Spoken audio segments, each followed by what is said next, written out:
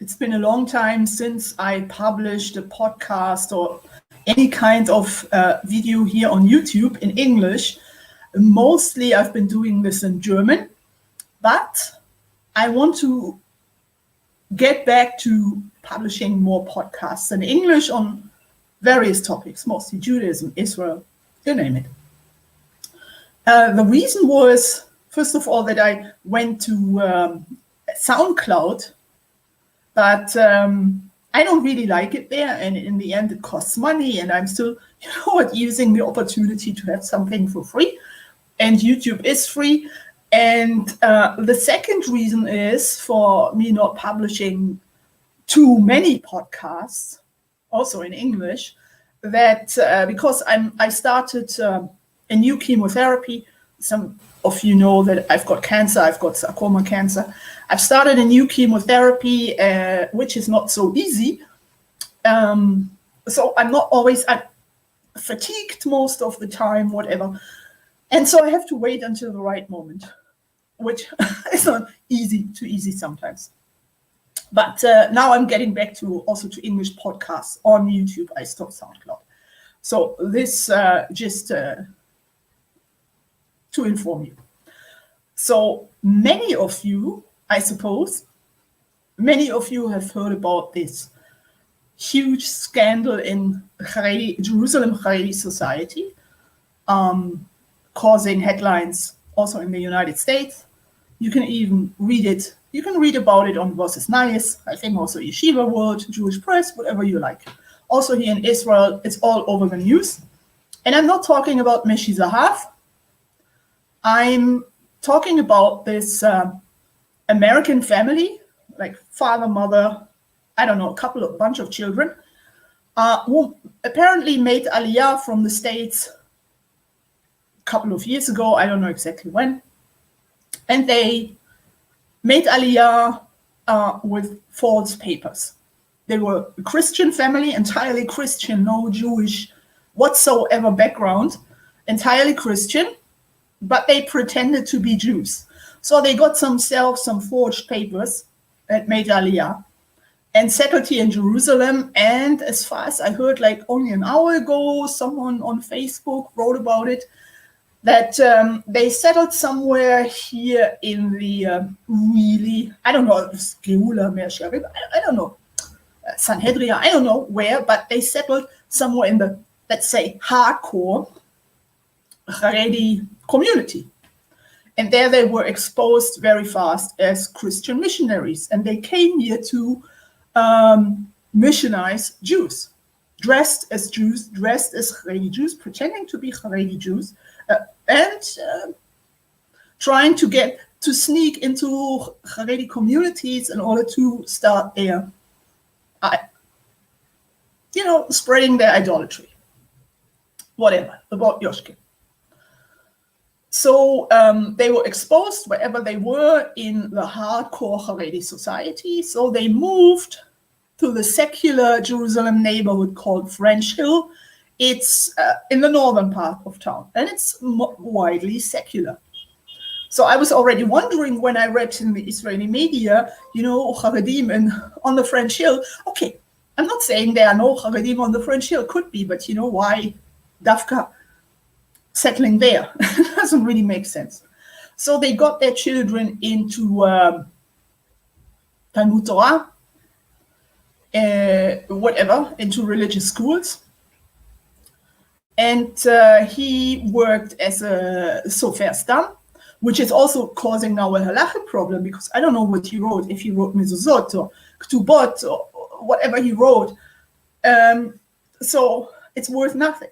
People can throw this into the garbage, as he's not Jewish and definitely not a sofer stam. He also called himself a Kohen, an offspring of Rabbi Luria, the Arizal.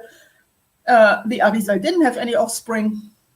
So this should already have caused suspicion. And he said apparently he's related to the Abu Hatzira family in Netivot, Abu Sali. So someone should have phoned up, Abu Hatzira family, Baba Baruch, or whoever is around, and asked if this is true, but no one did. No one has ever checked. So now this family was exposed again. And the reason was that one of the girls in school started talking about Yoshke. That Yoshke, she told a classmate, that Yoshke also loves you. So this Haredi girl was shocked, went to the teacher, and so this is how the thing.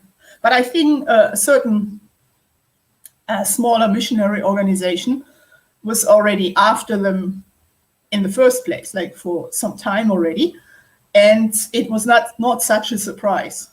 But what we can learn, or what we should learn from this, is that especially Haredi society should be more careful. If someone comes from abroad, especially from abroad, I mean, here in Israel, everybody knows each other more or less, and it's easier to check the background, the real background of the person, especially when someone comes from abroad. So people should check and not only believe, I don't know who made a mistake, I don't know what could, I don't know. I don't want to ask who is guilty or who messed it up. But anyway, so this family is exposed. By the way, they also took a lot of money, a lot of donation money from the Haredi community, which is, I don't know, it's just disgusting. I mean, you come here as a disgusting, evil Christian missionary with all your, idolatry intentions, and then you are not ashamed of asking and taking donation money, lots of donation money from the Haredi community, a Haredi community you actually want to destroy, but you're not ashamed of taking money from them. This is just disgusting. But this is like the typical Christian missionary behavior. They don't have any shame. So, but I don't want to only talk about Christian missionaries dressed up as Jews sneaking around in Jerusalem. This is not my issue. But what I'm doing is, if you want to have further information, I'm in this information box downstairs. I'm giving you a link to a video of Rabbi Tuvia Singer. He published it last night, and he talks about this family in length. And he also shows you certain proof, whatever. If you're interested, so click on this link below. But I want to talk about something else, because I've been living in Jerusalem for, let's call it 2 decades. And I've seen a lot. Not so much anymore, because I'm not, I used to go to Rabbi Machlis a lot. And of course, at Rabbi Machlis, you meet all kinds of people. A lot of Christian missionaries try to sneak in and give a speech, and, the rabbi is telling them something in a very nice way, sometimes too nice. So you have in Jerusalem, Jerusalem is a real melting pot. You have all kinds of tourists coming here, Jewish, non-Jewish, whatever tourists. And we have a lot of non-Jewish tourists here. And I don't know what their problem is. It's not only about Christian missionaries. Some non-Jewish tourists, they just, I don't know if they have a mental problem, or they do have a certain kind of problem.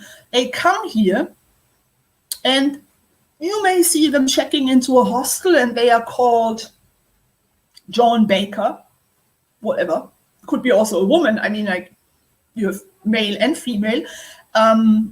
According to my experience, it's more male than female, but there are females, like faked.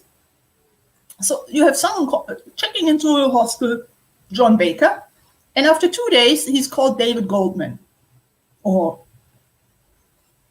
Mordechai Goldman, or Mordechai Goldberg, or whatever. So suddenly he has a Jewish name.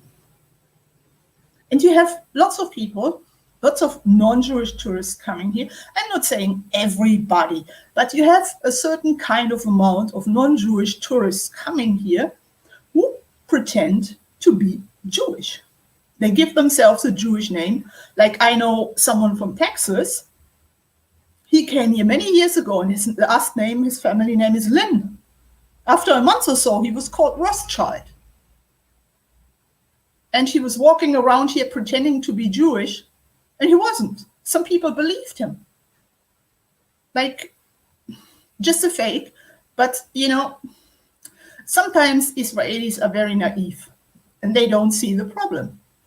But he was even called up to the Torah at the Kotel. Believe it or not. So some people believed him, and others tried to expose him, and it just didn't really work, because people believing him said, he's a poor guy and he's Jewish and he doesn't know how to express himself. But I don't know. But also in Mea Shearim, you have suddenly non-Jewish tourists walking around dressed up as Haredim.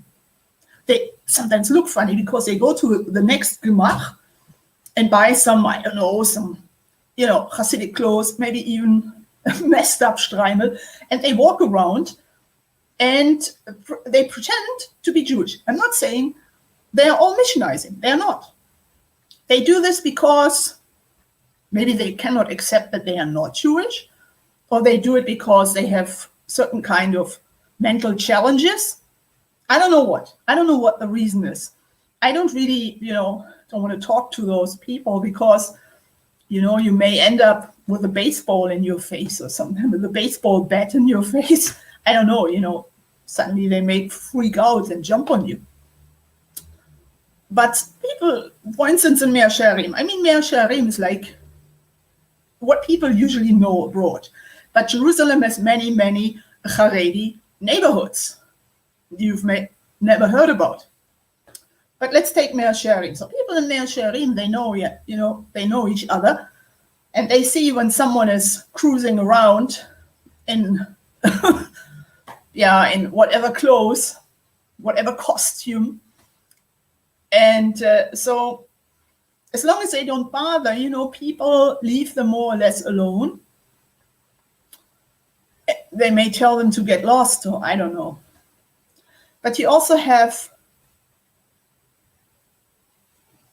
non-Jewish tourists or whatever, or you even have some Jewish guys, mostly.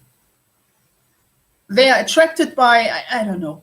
It's a psychological problem. I'm not a psychologist. But they are attracted by Hasidic clothes. And you know what? There are people who put on Hasidic clothes, even a streimel, from the Gemach, or I don't know where they get this from. And then they pretend to be Hasidic. But they don't talk to other Hasidim. They only talk to tourists. They talk to non-Jews or other Jews, but Jews who are not part of the real Hasidic society.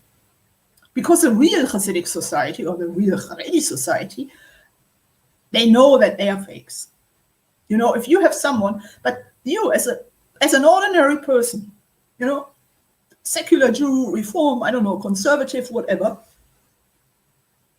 normal tourist or whatever you are, or even secular Israelis, they are walking along the street, and suddenly this Hasidic-looking guy is coming at them with a Bekeshil, or, whatever.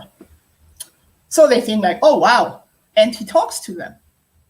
And he tells them whatever, crap, whatever, that he is a member of a Hasidic group. Or there was even someone at Rabbi Machlis getting up, making a speech, saying, I'm here, a member of this Hasidic group.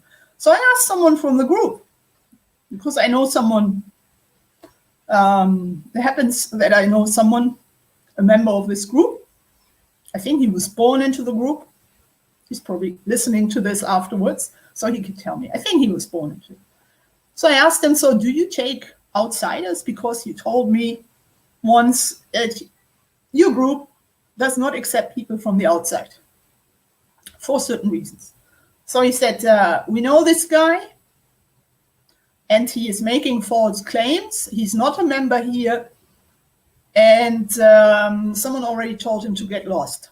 He has a certain maybe mental issue, or I don't know. But you know what, to other people, this guy or other people, I'm just taking this guy as an example. So he can go to secular Jews or, let's say, national religious, the Mizrahi movement, and pretend that he is a member of this group. And by the way, in his country in Europe, I don't want to say the country, he actually gave interviews to the media saying that he became a member of this specific Hasidic group. He even gave interviews. And you know what? People who don't know, it doesn't matter if it's Jews or non-Jews, people who don't know, who have no experience whatsoever, who don't know how to separate, so they believe it. So lots of people who put on a costume, put on a whole show, they can cause cause a big damage to Haredi society by making false claims, by pretending, by telling others, outsiders, like, it's like this, it's like that. And it's not. It can cause huge damage. And of course, Haredi society, you know, it just doesn't work to pretend something. Usually it doesn't work. You have to have papers, for instance. I've met many non-Jewish tourists here in the past in Jerusalem, and they say, oh, I have Jewish roots and everything. I don't have papers. I don't need papers. I'm Jewish, but I don't need papers. This doesn't work in Israel. I don't know about communities, Orthodox communities in the United States. I don't know. But here in Israel, also in order to make Aliyah, you need documents. You need a ketubah from your parents. You need conversion papers. You need, I don't know what, also recommendations from rabbis and everything, especially when you want to go to yeshiva or something. You need something in writing. You need documents. You can't just say, you know, oh, I think I have Jewish roots and, you know, but I don't have a proof because I don't need a proof because I'm Jewish. We had someone here from, I think he was from Michigan. He was in his 50s. This was, when did this happen? More than 15 years ago. So we had, I think he was from Michigan or Wisconsin, something like that. And he was in his 50s. And he had been here for quite a few years, let's say 5 years something. And he pretended also at Machlis, he used to go to Machlis all the time. He said that he's Jewish. And what he did was he worked for a handicapped guy. He stayed with this handicapped Israeli guy. He was his caretaker, and then he somehow got thrown out, probably because he didn't have a visa. He was here illegal after all this time. And so what he did is he moved from hostel to hostel in the old city. He used to stay at hostels. And he even asked someone to get him a shidduch. And so this woman got him like a shidduch meeting. And this shidduch meeting lady, an Orthodox Jew, she recognized immediately, she realized what was going on, that he is not Jewish at all. And he was also into this Jewish roots and no papers, but I'm Jewish, my whole family is Jewish. So she said to the Shatranit, she said, don't you ever send me a non-Jew. Don't you ever send me a goy. And so the discussion about him started already, because there were certain suspicions also when someone is saying, you know, you don't need papers, but you are already Jewish. So this is already, you know, if you're a part of a Jewish community or Jewish society, you know that nothing works without papers. Also not in Israel. And I guess also not in the diaspora. So one day he got caught by the immigration police, and they found out he's been here for, I don't know, 5, 6, 7 years without a visa. So they arrested him, and he was ready for deportation back to the States. So he said that he is Jewish, because it makes a little difference when you tell them that you are Jewish, even if you don't have a visa. It makes a difference. But he doesn't have any proof, because there was no proof, because he wasn't Jewish. He was just claiming to be Jewish. So what the police did is they phoned his mother in the United States. And they said to her, "Can you please fax us your Jewish documents?" And the mother was, "What? Excuse me?" And they explained to her the situation. And she said, "You know what? We are not Jewish. We have no Jewish roots. We are, Christian. I don't know what my son is telling you, but this is not true." So they sent him back immediately to the United States, and he was blocked from entering the country again for 5 years or whatever. I don't know what the verdict was. But my point is, if you come here as a Gentile tourist, as a Jewish tourist, or if you live in Israel, if you're secular, even if you're Orthodox, if you're Haredi, it doesn't matter, whoever you are, whatever your background is, don't go for everyone telling you that he's Jewish. And even though he may be wearing Hasidic clothes, Haredi clothes, Beckische, Borsolino, whatever you want, don't believe right away that he's really Haredi, or that someone puts on, a Chadal kippah, or Mizrahi kippah, knitted kippah, whatever. Don't always believe what people are telling you. I mean, if you're Jewish and you have a certain connection to Judaism, and especially when you are Orthodox and Shomer Mitzvot or whatever, you have a certain kind of background, you have a certain kind of knowledge, so you have a certain kind of mindset.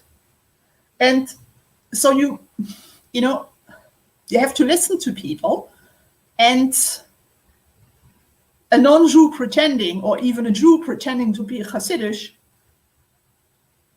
you always feel that there is something wrong about this person. I can't describe it. It's a certain feeling. So you should, if you have this feeling, you should investigate, or just don't associate with this person. If there's always this feeling that, there may be something wrong, and there's like this crazy talk, roots, the feeling, the Jewish feeling, whatever. But you have to be very careful. Of course, when it comes to Shidduchim, people suddenly start checking and investigating, and wow. But, even if you meet someone in the street, even if you walk around at the kotel, if someone starts talking to you, usually real Charedim, they don't just come up at you and, start a conversation. Usually they don't do it. Unless you have Jeff Seidel, or in the past you had, who unfortunately passed away, Rabbi Schuster. But, you always have to be careful, and especially if someone comes from abroad. So you have to, it's probably easier for you, like in the States, you also know each other in many communities, or in various communities. So you can phone each other, or ask someone, a relative, a friend, who is this person? Do you know this person? But what we learned from this case, and I'm sure there will be more cases, because people sometimes they neglect certain issues. So my point is, be careful, even when you walk through Mea Shearim or another Haredi neighborhood in Jerusalem and Bnei Brak. It doesn't really happen too often, because people really know each other. But when you walk here as a stranger or foreigner through certain Haredi neighborhoods, even if you go for a Shabbat meal, you have to be careful. You have to be very careful, because these people may use you. Maybe also keep it, as I do, don't tell them, new fake or something, because it's very hard to say what caused these people to be this way, to put on a bekische. They may get violent or something because they have, as I said, mental issues, mental challenges. They are very challenged in their lives. In the end, they mostly hurt themselves because they are lying to themselves more than even to others. But missionaries, as I said, missionaries don't care. They are just, it's an evil nature, idolatry nature. So that's a different issue. But what can I say?